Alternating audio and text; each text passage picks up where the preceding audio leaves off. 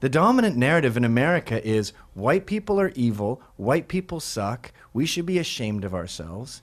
And I don't think we should be ashamed of ourselves. I think that we should take responsibility for the system that we've created. The best system in the world? We do not have the best system in Who the has world. a better system? There are many European countries that are much better off than Oh, you us. mean like the European countries with a higher density of whites, like Northern Europe? That's one way to phrase it, I guess. You don't mean Turkey. No. You don't mean Eastern Europe No. with the communists. So the only time you can come up with a system that's better than America, it's a country that's more white than America.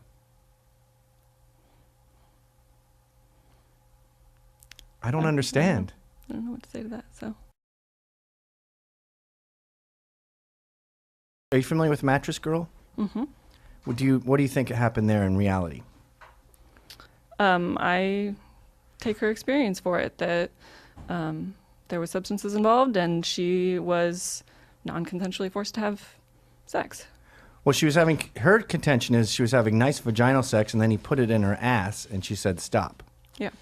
But afterwards, she went to the police with this and they saw her texts and they saw her basically stalking him afterwards, saying, I want you to fuck me in the ass and let's go on a date. I want to see you again. I mean, tons and tons of Facebook messages and texts. Does that refute her story?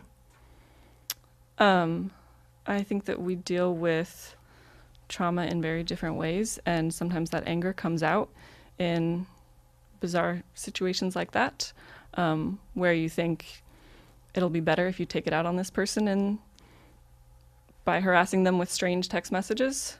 I mean, she was also young, and she was trying to deal with her emotional world in many different ways at once. The way you're clinging to this narrative, it reminds me of a study that said when people are confronted with data that contradicts their beliefs, they become more steadfast in their beliefs. Yeah, no, I've noticed that as well. I mean, this guy is suing the school. Women do not court their rapists. They don't say, fuck me in the ass after they've been anally raped. They go to court. They get the police to arrest this guy. She's clearly a liar, but because people like you empower her, they end up running with this lie. And it makes me mad as more of a feminist than most feminists, because it trivializes the woman who was attacked with a knife in an alleyway by a guy and raped and had to go on AIDS medication after. Right. Those instances are horrifying, but my issue with taking apart her story a bunch is that most instances of rape and sexual assault are with somebody you know. It's with somebody you went on a date with. It has lots of gray lines. It's not a stranger on the street. Most of the time it's somebody already in your life who has crossed that boundary. And so it gets really sticky when you start taking apart the actual events. And yeah, I think that's called justice, Heather. I think after an assault, it is quite questionable to send messages asking for anal sex. Yeah, but I would also say that like devaluing somebody's no mid-sex is frequent, and it gets tricky when you know somebody and when you are consenting to part of the interaction, but not all of it. We can't question these victims. That's what justice is. By not questioning the victim, we've ruined this guy's life. That's why he's suing the school. I mean, we have met, and if you look at the data, well, I'm afraid blacks are raping wildly disproportionately to their representation in the population. I mean, if you look at the number of white men who rape black women and the number of black men who rape white women, it's startling. What are those numbers? Do you have them? I don't have them on me, but the white men who rape white women is so inconsequential, it's hard to quantify. It's something like 8. And then the black men who rape white women is in the hundreds. And that may be based on who's reporting, because I think you would prefer it if it was the other way around, because it would fit your sort of plantation narrative. I'm not trying to make it fit a plantation narrative. Well, I just don't understand why someone who cares about rape can ignore statistics. It's like you pick and choose. As a white woman who's talked to many other white women and is a survivor myself, that white women are often more likely to report a black assault. They are more likely to highlight that violence and see that as violence. Whereas oftentimes this isn't coming out quite how I want it to right now. But white women will get raped by a black man. They'll freak out and make sure it gets on the books, but they'll get raped by a UVA jock with blonde hair and go, that wasn't really rape, or no one would believe me, or he's too powerful. Is that where we're at? That's a psychotic world you've painted. I mean, it is close, though. No, it ain't. No, it ain't. You see, the dominant narrative is your sticker. The dominant narrative in America is white people are evil, white people suck, we should be ashamed of ourselves. And I don't think we should be ashamed of ourselves. I think that we should take responsibility for the system that we've created. The best system in the world? We do not have the best system in the world. Who has a better system? There are many European countries that are much better off than us. Oh, you mean like the European countries with a higher density of whites, like Northern Europe? That's one way to phrase it, I guess. You don't mean Turkey. No. You don't mean Eastern Europe No. with the communists. So the only time you can come up with a system that's better than America, it's a country that's more white than America.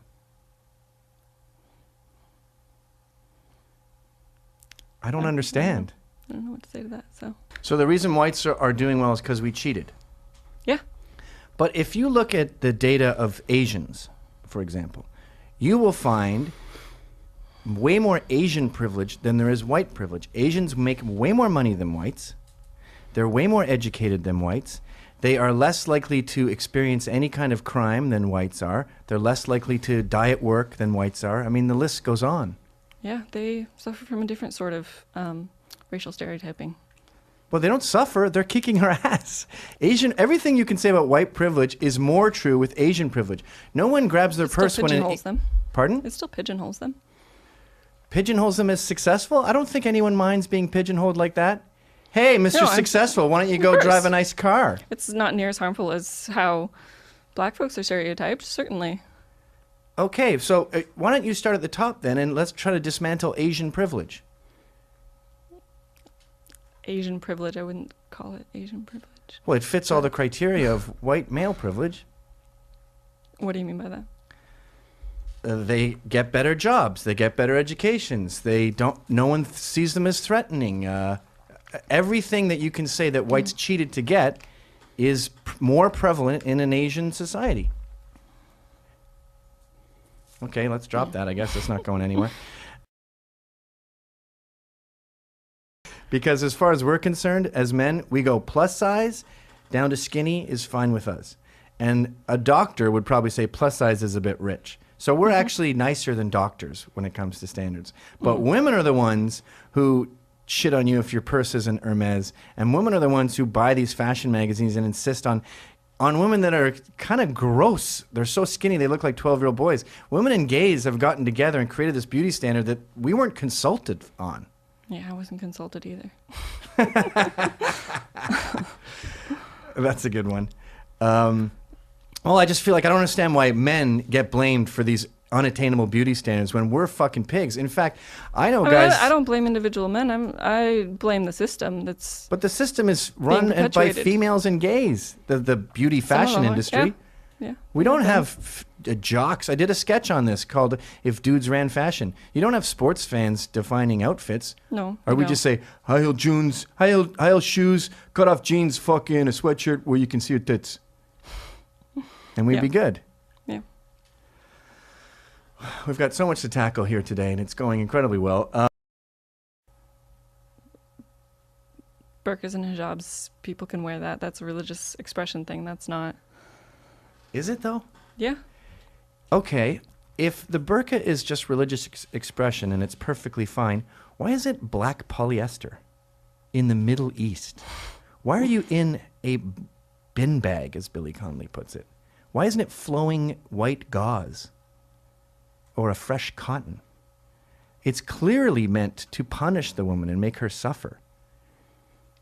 Black polyester in the Middle East ain't comfy. And it impairs your vision. It's a form of oppression. But feminists in the West seem more concerned about high heel shoes, which women wear as a choice. We just had our military... I mean, I'm not concerned about high heel shoes, and I tend not to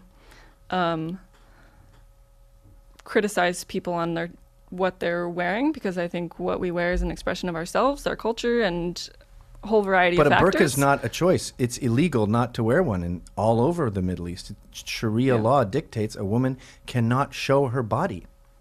I'm not from that culture, so I would rather not tell them what to do right now. I want to talk about unattainable beauty standards. We already covered that. That's gays and women who came up with that shit. But who's putting the money into it? Well, the free market is. If women want to spend all that money getting a pedicure, we don't even see your fucking feet. Can you imagine? I can't even conceive of a man saying, yeah, I went on a date with her and she hadn't had a pedicure in a while. Her toes were way too long. Like, that's never happened. I know. Women are bleaching their anus. You know how many men have gone, she's almost perfect, but her anus is brown. So we're splitting up. Yeah. The only thing we have is remarkably obese, doesn't pay any attention to anything about herself. And the one deal breaker, and I'm sorry, ladies, but you have deal breakers too, unbelievably thin hair.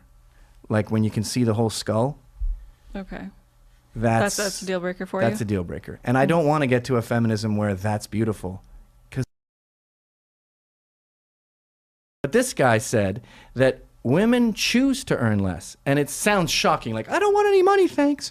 But his point was actually pretty well researched. And he was saying, when there's a situation like, okay, guys, you and I work at Stelco. We got to stay all night to work on this proposal. We might not get it. My daughter has a piano recital. Your daughter has a piano recital. You are more likely, over the course of millions of women, the female is more likely to say, I'm going to my daughter's piano recital. Sorry. I'm more likely to stay all night. That means that choice again and again and again eventually leads to me going up the ladder faster and making more money. Yeah, different life priorities. Yeah. Now, the guy on Fox was saying that this is a good thing because it's God's way, nature's way of saying women are happier at home. I mean, if you take a female chimp and you put her right there, she can play with a truck or a stuffed animal. And you put a male chimp there, he can play with a truck or a stuffed animal. Invariably, they've done this with 800 different cases. The male chimps almost always go for the truck, and the female chimps almost always go for the stuffed animal and start stroking it and nurturing it. Yeah. So there is something mothery that is in a lot of women. So let's be feminist. Let's glorify the housewife. Let's glorify their choice to earn less. I'm all for glorifying the housewife and glorifying all the women and the choices that they make and how to live their lives. Great. So we're on the same page there. So the wage gap is a myth. You believe that now? I don't completely believe that. I think that some of that plays a factor, that like how late women stay, how much time and energy they're putting towards their career development. But I think that there's also other factors that contribute to not earning the same as men. But I mean, sexual assault is still an issue. More men get raped than women.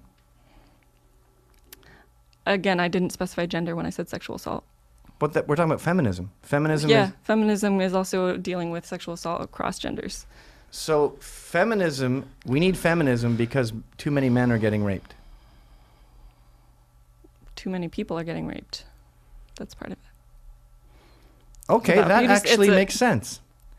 We need feminism because more men are getting raped than women, and we need to bring that number down.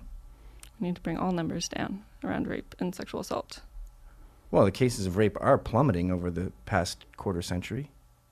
All crime is going down. Okay, but then feminists should be outside prisons going, this is out of control. Stop prison rape. Stop prison rape. Leave men alone. Leave men alone. I cannot picture that. Yeah, well, I think that there should be more. Okay, so men getting raped is one fire that we need feminism for. Give me another one. Minimum wage? Minimum wage jobs. You're not supposed to raise a family at McDonald's. You may not be supposed to be, but there are too many people that is their only option. Oh, because illegal aliens have crowded out the Not market. just that. Well, 15 million illegals working cheap has surely affected the bottom line. So I think if you're concerned about wages and the working class, you should be fighting illegal immigration. The biggest concern is the wealth gap, though. I mean, how much the top percent is making in comparison to everybody else. I do agree that CEOs make too much, but you remind me of a Margaret Thatcher quote where she said, Labor would rather have the wealth gap here, where both are poorer, than a gap like this, where the rich are rich, where the poor are richer, but the gap is bigger. Would you rather have both down here than a big gap with the poor slightly higher? I think it would make for a healthier society. To be down here? To be closer to equal, yeah. And do you think the government's role is to regulate that and impose it on the society? To some extent. So you're a socialist? I wouldn't say that, but I believe in some socialist ideals. Have you ever been to the DMV? Yep. These are the people, these fucking bureaucrats with no interest in being there, these rude, lazy morons are going to be handling your justice. You're imparting your freedom and your liberty and your equality. You're saying, hey, shitheads, can you run my life, please? Not all government employees are. Yes, lazy. they are. No, they're not. That's why they're in the government. Politicians are not. There are many different government jobs, and they are not just the DMV. No, because they don't have regulation. They don't have the free market kicking them out. So incompetence abounds. In fact, it's encouraged. And they are all about getting more money, justifying their department, getting bigger next year. You know, my brother runs a brewery tour in my hometown. It's $80. And they have to pay a fine now to a government regulation agency that dispenses travel licenses, because going from brewery to brewery is considered travel. They have to pay 25 grand now. They can't afford it, so they're just shutting down the tours. He wasn't making that much money on them anyway, but the government ruined it. Now, that institution was founded to protect people who were going to the Congo or somewhere crazy, and it said, hey, travel agent, you need this license, and tell the government when these people go to these places so we can make sure we know if they're abducted or something. Mm-hmm. Of course, that doesn't happen anymore, or it happens incredibly rarely, maybe in Colombia. So this institution has to keep going. So now they just are attacking random brewery tours so they can have a fucking job. That's what happens when you say, government, regulate me. The free market will handle all this, Justice.